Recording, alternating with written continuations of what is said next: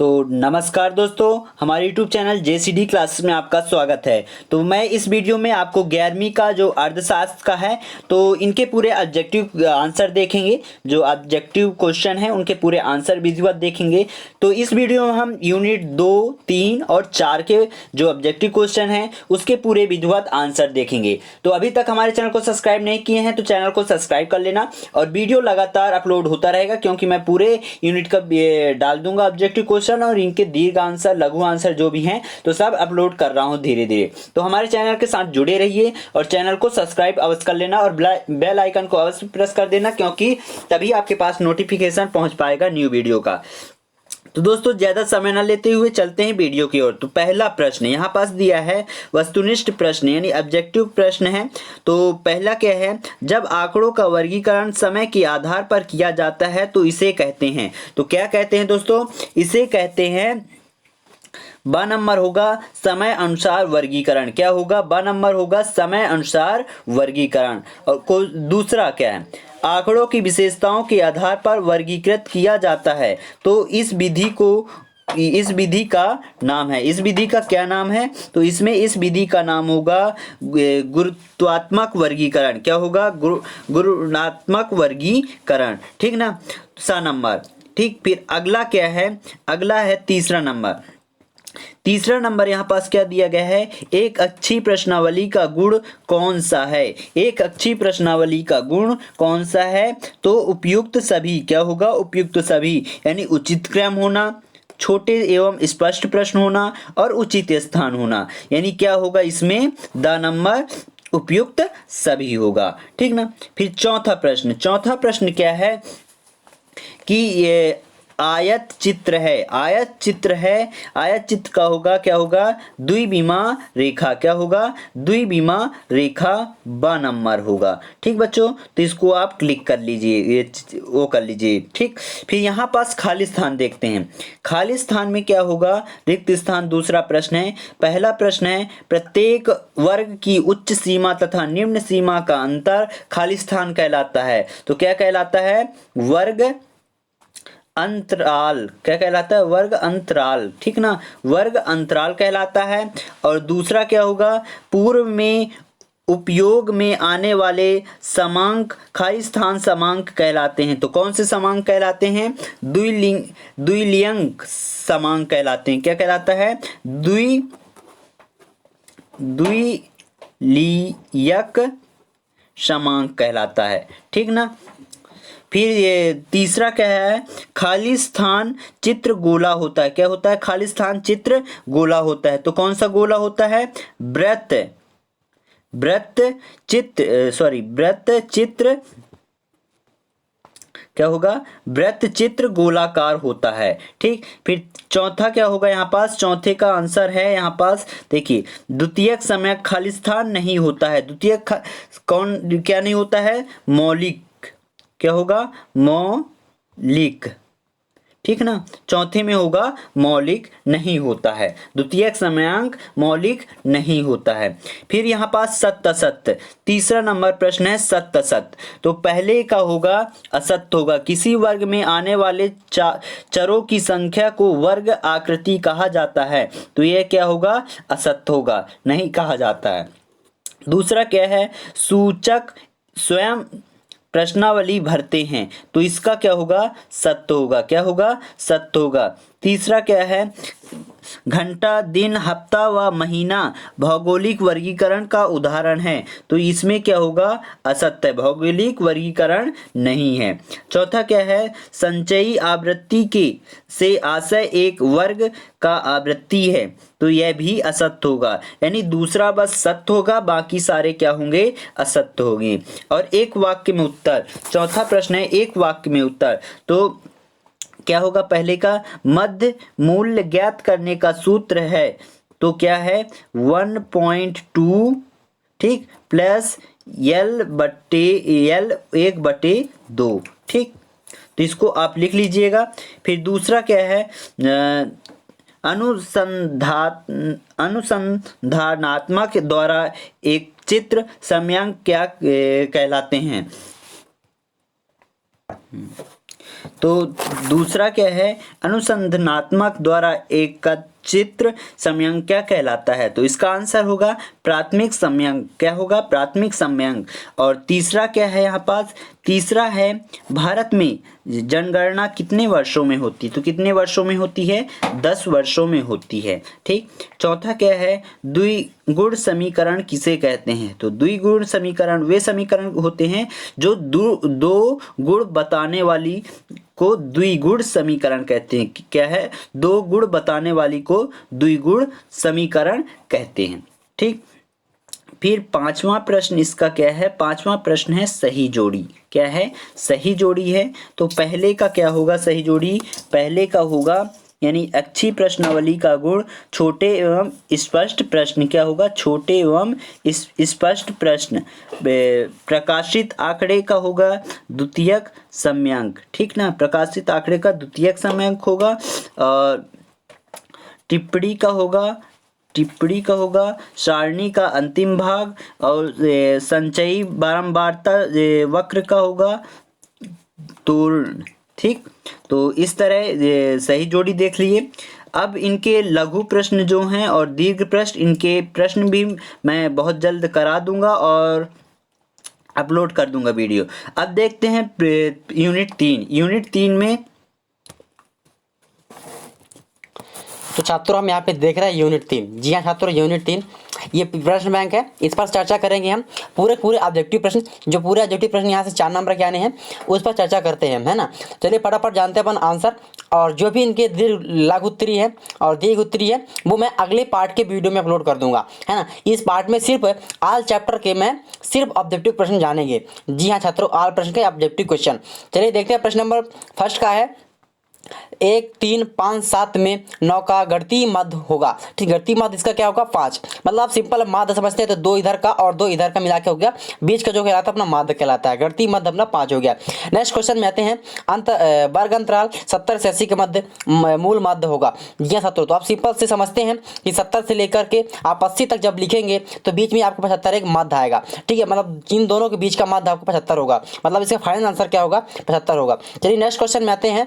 ठीक है, next question कह रहा है यहाँ पे बहुलक वह मूल्य है जिसकी आकृति होती है, मतलब खाली खाली जो आकृति होती है, इसका राइट आंसर क्या होगा? अधिकतम। मतलब बहुलक एक ऐसा है जिसकी आकृति अधिकतम होती है। जी हाँ छात्रों, ठीक है। नेक्स्ट क्वेश्चन में आते हैं। नेक्स्ट क्वेश्चन आपके यहाँ पे दिख रहा होगा स्क्रीन में। इनमें से कौन सी केंद्रीय प्रवृत्ति की माप नहीं है? जी हाँ छात्रों, केंद्रीय प्रवृत्ति की माप नहीं है। तो इसका राइट आंसर क्या है? बहुलक है, जो बहुलक की माप प्रवृत्ति नहीं होती है। ठीक है, चलते हैं। नेक्स्ट क्वेश्चन है अपना खालिस्तान। ठीक है, आप सटीक है, पहले आप इसको यहाँ पे एक बार मैं बता देता हूँ, रिवाइज कर देता हूँ कि सारे के सारे आंसर इसमें 5 होगा, इसमें 75 होगा, यहाँ इसमें अधिकतम होगा और इसमें बहुलक होगा। चारों के चार आंसर आपके यहाँ पे क्लियर है और स्क्रीनशॉट आप चाहे तो ले सकते हैं। चलिए नेक्स्ट में आते हैं। खालिस्तान देख लेते हैं। यहाँ पे एक खालिस्तान आपके सामने है।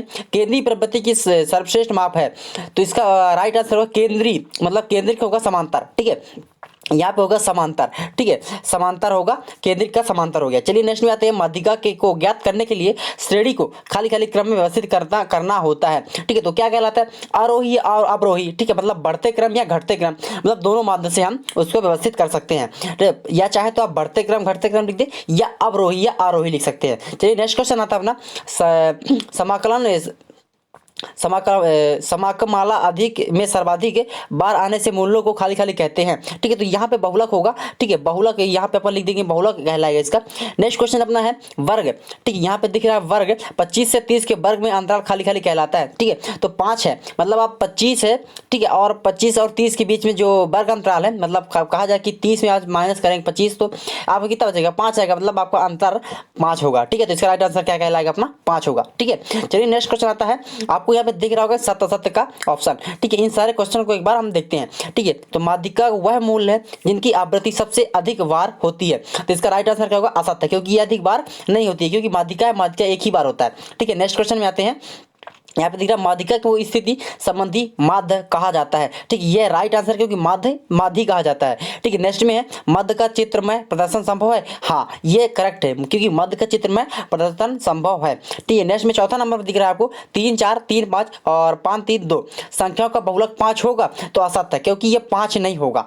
ठीक है, चलिए नेक्स्ट क्वेश्चन में आते हैं। आपको दिख रहा होगा एक वाक्य में उत्तर। जी हाँ छात्रों, एक लाइन में उत्तर या एक वाक्य में उत्तर। ठीक है, बहुत ईजी क्वेश्चन है और बहुत इंपॉर्टेंट प्रश्न है, आपकी पेपर दृष्टि से आपको तैयार करना ही चाहिए, है ना। आपके लिए इतना मेहनत करता हूं तो प्लीज एक लाइक और एक सब्सक्राइब करें, ताकि मैं आपके लिए जो भी नए वीडियो अपलोड करूं इनके दीर्घ उत्तरी वाले प्रश्नों के या लघु उत्तरी वाले प्रश्नों के, तो आपको नोटिफिकेशन फटाक से मिल जाए। और साथ ही साथ हमारे जेसीडी क्लासेस के टेलीग्राम चैनल को ज्वाइन कर लें, ताकि वहाँ पे मैं कोई भी चीज़ का PDF प्रोवाइड करूँ या फिर कोई भी वीडियो का न्यू वीडियो वहाँ पे न्यू अपलोड करूँ तो आपको वहाँ पे नोटिफिकेशन मिल जाए, है ना।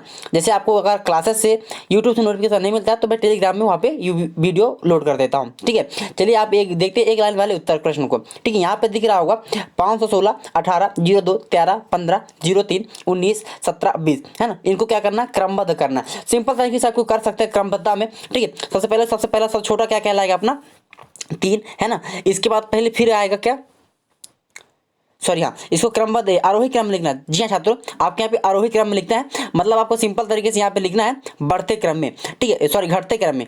आरोही कहलाता है मतलब यहाँ से सबसे बड़ा होगा और लास्ट में सबसे छोटा होगा। ठीक है, मतलब यहाँ पे बढ़ते क्रम होगा, यहाँ सबसे लास्ट में सबसे छोटा होगा। ठीक है, चलते आरोही पे देखते हैं। तो सबसे पहला अपना क्या आएगा 516। ठीक है, फिर सेकंड में आएगा आपका 20, फिर 19। ठीक है, फिर आएगा 18, फिर आपका 17, फिर आपका 15, फिर आपका 13, फिर 03 और फिर 02। ठीक है, ये हो गया आपका आरोही क्रम। मतलब आपको सिंपल तरीके से मतलब इसको बढ़ते क्रम से घटते क्रम की ओर जाना है। ठीक है, सेकंड नंबर का ऑप्शन है व्यक्तिगत श्रेणी के माध्यिका की गणना का सूत्र लिखिए। तो इसका माध्यिका का सूत्र होता है, मैं आपको यहाँ पे लिख देता हूँ स्क्रीन में, चाहे तो आप लिख सकते हैं, नोट डाउन कर लें या फिर पेन कॉपी निकाल के लिख लें। ठीक है, यहाँ पे m बराबर होता है आपका, ठीक है, कोष्टक n+1/2 ये होता है आपका।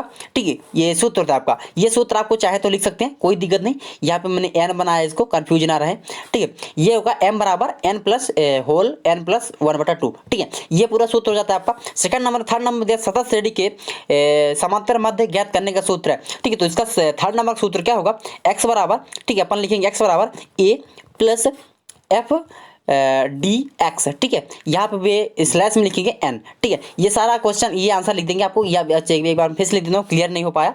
x बराबर a, ठीक है, प्लस, ठीक है, यहाँ पे लिखेंगे f dx। ठीक है, यहाँ पे आप स्लैश में लिखेंगे n। ठीक है, मतलब इसको कहा जाता है, इसको आप इसके सारे के बटे में भी लिख सकते हैं n। ठीक है, क्योंकि पूरा राइट आंसर यही होगा। चलिए ठीक है, नेक्स्ट में आता है अपना माध्यिका के लाभ लिखिए। तो माध्यिका का आप लाभ लिख सकते हैं, केवल निरीक्षण से ही माध्यिका का अनुमान लगाया जा सकता है। ठीक है, सिंपल है, माध्यिका का लाभ क्या कहलाएगा, हम निरीक्षण, ठीक है, निरीक्षण से हम माध्यिका का अनुमान लगा सकते हैं। ये पूरा का आंसर आपका यहाँ तक हो चुका है। अब आते हैं सही जोड़ी में। ठीक है, तो आपको सिंपल सही जोड़ी आप कर लेंगे। ठीक है, कोई दिक्कत नहीं, आप सही जोड़ी आप अपने साथ मिला लीजिएगा, क्योंकि मैं ढूंढ नहीं पाया हूँ, सॉरी, इसके लिए मैं क्षमा चाहता हूँ। और बाकी इसके जो क्वेश्चन है लघु उत्तरी दिख रहे हैं आपको सामने में, और लघु उत्तरी और दीर्घ उत्तरी सारे प्रश्न के आंसर मैं नेक्स्ट पार्ट में अपलोड करूंगा। ठीक है, इस पार्ट में इस वीडियो में सिर्फ हम ऑल चैप्टर के ऑब्जेक्टिव क्वेश्चन डिसीजन करेंगे। ठीक है, चलिए नेक्स्ट क्वेश्चन में आते हैं, नेक्स्ट टॉपिक में आते हैं, अपना नेक्स्ट चैप्टर आ जाता है यहाँ से। ठीक है,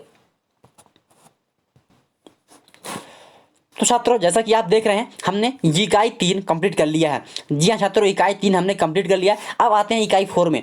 इकाई 4 में क्या देखते हैं, यहाँ से आवंटित प्रश्न 7 आना है। ठीक, कुल मतलब 7 नंबर का आएगा। उसमें से 2 प्रश्न ऑब्जेक्टिव रहेंगे और 5 प्रश्न के 1 प्रश्न रहेगा। ठीक है, इसमें हम इस वीडियो में सिर्फ ऑब्जेक्टिव प्रश्न क्लियर करेंगे। तो चलते हैं, देखते हैं अपन ऑब्जेक्टिव की ओर। ठीक है, पहला अपना ऑब्जेक्टिव दिख रहा होगा। ठीक है, सॉरी, मैं एक बार बढ़ा लेता हूँ। हाँ, यहाँ से देखेंगे, फर्स्ट नंबर में लिखा है परिमाप विचलन हमेशा परिकलित किया जाता है। जी हाँ छात्रों, तो इसका राइट आंसर क्या होगा, माध्य से। मतलब कोई परिमाप का विचलन है तो इसका क्या परिकलित किया जाता है, माध्य के माध्यम से। ठीक है, नेक्स्ट है परिमाप विचलन गुणांक का सूत्र है। जी हाँ छात्रों, परिमाप विचलन का गुणांक का सूत्र है, तो इसका राइट आंसर होगा अपना Q/X। ठीक है, Q/X होगा इसका राइट आंसर C। ठीक है, नेक्स्ट में आते हैं। चलिए नेक्स्ट नंबर थर्ड नंबर आपको दिख रहा होगा स्क्रीन में प्रश्न, ये परिमाप विचलन का सूत्र कहलाता है। ठीक है, तो परिमाप विचलन का सूत्र यहाँ पे जो डी नंबर का ऑप्शन दिया हुआ है, सारा ये पूरा आंसर आपका है। और तो चाहे तो आप फटाफट ले लें स्क्रीनशॉट, या फिर आप हर एक प्रश्न लिखें और उसके साथ में आप आंसर भी लिखते जाएं, है ना, सारा ऑप्शन मत लिखें। चलिए ठीक है, नेक्स्ट में आते हैं अपन लोग 4 नंबर का लिखा है, पदों के विवरण के माध्यम को कहा जाता है। जी हाँ छात्रों, पदों के विवरण के माप को कहा जाता है? तो इसका राइट आंसर अपन क्या बोलेंगे? ठीक है, इसका पदों के विवरण की माप को क्या जाए तो विस्तार। ठीक है, इसका राइट आंसर विस्तार होगा, क्योंकि जो पद का विवरण करेंगे तो विस्तार से हम करेंगे। ठीक है, तो इसका राइट आंसर क्या आएगा? विस्तार कहलाएगा। चलिए नेक्स्ट में आते हैं। अपन देखें यहाँ पे खालिस्तान। जी हाँ छात्रों, खालिस्तान जो अपना है, तो फटाफट खालिस्तान देखते हैं। 5-6 खालिस्तान आपको दिया गया है यहाँ पे। ठीक है, मैं सॉरी इसको स्क्रीन कर देता हूँ।